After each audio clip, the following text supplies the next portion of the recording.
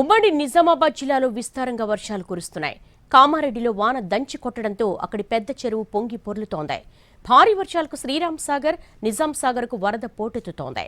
నిజామాబాద్ జిల్లాలో వర్షాలకు సంబంధించిన మరింత సమాచారం మా ప్రతినిధి బాలకుమార్ అందిస్తారు.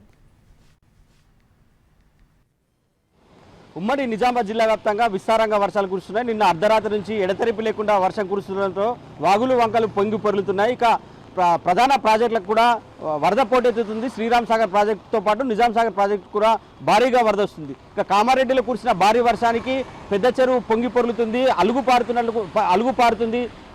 ఈ సీజన్లో ఇదే అతిపెద్ద వర్షంగా చెప్తున్నారు. ఇక ఉమ్మడి నిజామాబాద్ జిల్లా వ్యాప్తంగా సగటున 3.5 సెంటీమీటర్ల వర్షపాతం కురిసింది. అత్యధికంగా మద్దూరులో 13 సెంటీమీటర్ల వర్షం కురవగా రామారెడ్డి మండలంలో దాదాపుగా 12 సెంటీమీటర్ల వర్షం కురిసినట్లు వాతావరణ శాఖ అధికారులు చెప్తున్నారు. ఇక రాత్రి నుంచి కూడా ఎడతెరిపి లేకుండా వర్షం కురుస్తుంది. భారీ వర్షానికి మద్దూరు ప్రాంతంలో భారీగా కురిసిన వర్షానికి అంతాపూర్ సోమూరులో లో లెవెల్ బ్రిడ్జి పై నుంచి వరద నీరు ప్రవహిస్తుంది. దీంతో మద్దూరు జుక్కలకు రాకపోకలు నిలిచిపోయాయి. ఇక కామారెడ్డి జిల్లా ఎల్లారెడ్డికి సంబంధించి ఎల్లారెడ్డిలో కళ్యాణి ప్రాజెక్టు పూర్తి స్థాయిలో నిండుకుంది.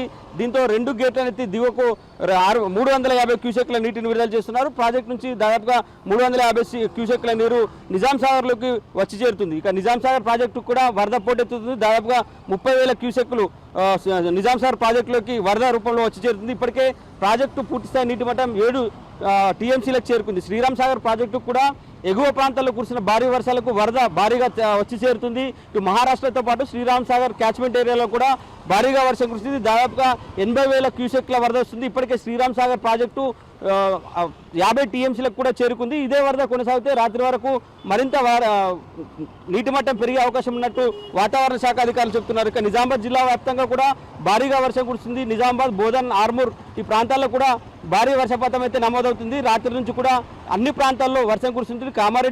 కామారెడ్డి, బాన్స్వాడ, జుక్కల్ ప్రాంతాల్లో కూడా ఎడతెరిపి లేకుండా వర్షం కురుస్తుంది. భారీ వర్షాలకు వాగులు వంకలు అయితే పొంగి పొరుతున్నాయి. ప్రస్తుతానికైతే మరో 3 రోజుల పాటు భారీ నుంచి అతి భారీ వర్షాలు కురిసే అవకాశం ఉన్నట్లు వాతావరణ శాఖ అధికారులు చెప్తున్నారు. ప్రస్తుతానికి నిజామాబాద్ జిల్లా వ్యాప్తంగా కూడా ఎల్లో అలర్ట్ కొనసాగుతుంది. ఇక నిజామాబాద్ జిల్లా కేంద్రంలో తెల్లవారుజాము నుంచి వర్షం కురిసింది. ఓ మోస్తారు నుంచి భారీ వర్షం కురిసింది.